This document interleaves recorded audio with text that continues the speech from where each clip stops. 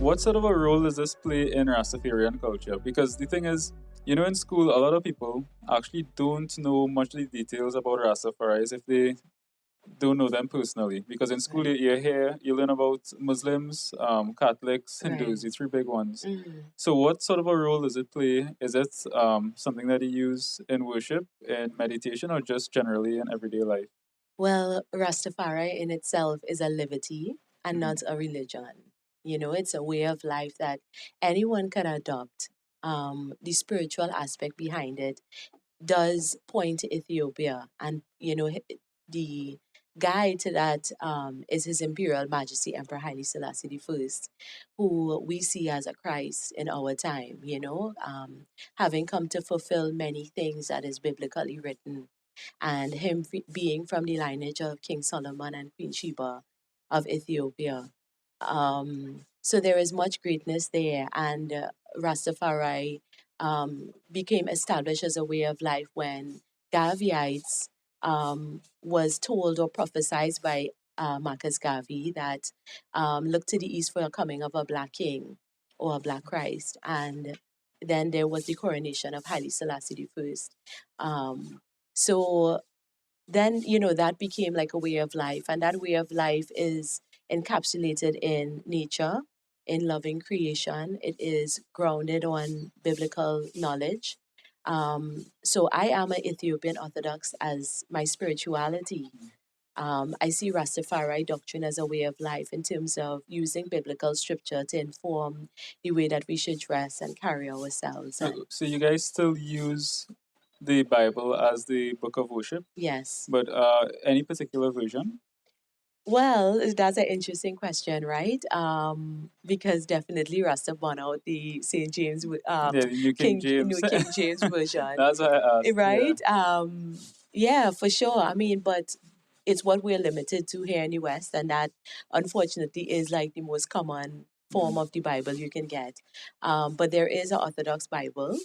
Um, that is shared by many of the Orthodox churches because there is Oriental and Coptic. So yeah, I mean that's an interesting question, and what I would say is that many of them do use the King James version, um, but there is an Orthodox version, and in the Ethiopian Orthodox Church, and in Ethiopia there are the oldest forms of the Bible, like the original forms, still preserved by monks in monasteries in Ethiopia. So it's what one seeks. What we say is that there is still truth. When you go to Orthodox Church in the beginning, like baptismal classes, we talk about there is the fundamental truth of the Bible in terms of goodness and what one should want to do as a righteous person. And those things I think are not really arguable. It's either you do good things or you don't.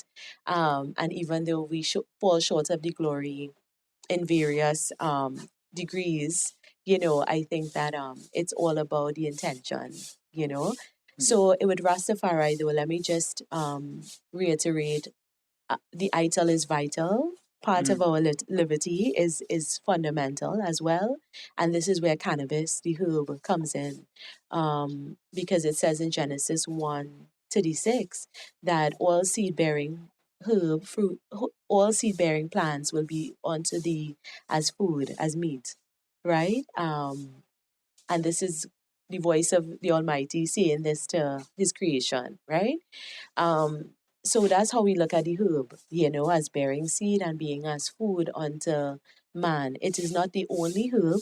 So one of the things I, as well as a herbalist, a novice herbalist, but someone following this liberty, um, also want to push as a consciousness is that it is other herbs as well. It's about us being aware and advocating for a whole complete change in our liberty to something that is plant based, and cannabis will lead that because, to us is like the queen of herbs, the queen of plants. Um, yeah, and so there is that, and the spiritual reference of cannabis in our liberty and culture and way of life is that as food is not just physical food but mental food as well.